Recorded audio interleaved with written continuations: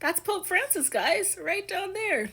So today the Vatican released this picture, and it's of him in the chapel at the hospital.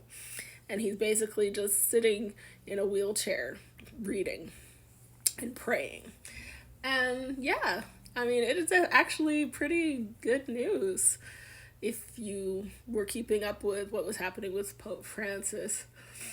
Remember, he had like developed pneumonia in both of his lungs, and then they said that he had like kidney problems and all that, and they were like, he's on his death's door, on death's door. And it was just like, I think on CNN and like on major news channels, they were like, "Oh my God, what happens if he dies?" and stuff. And I felt so bad when they were saying that because like he's a person still, but yeah, he's 88 years old, I think, or 89 maybe.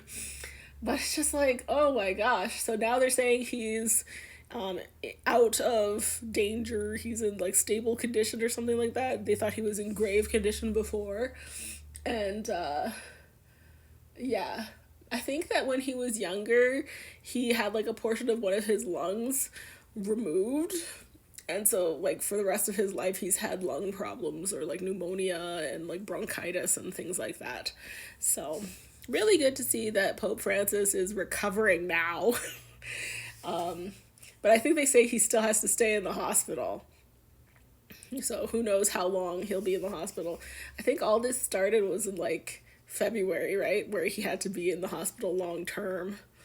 But yeah, people were going crazy. They were like praying in the streets outside of the hospital and just like, yeah, people around here as well. Really, really worried that he was going to pass away.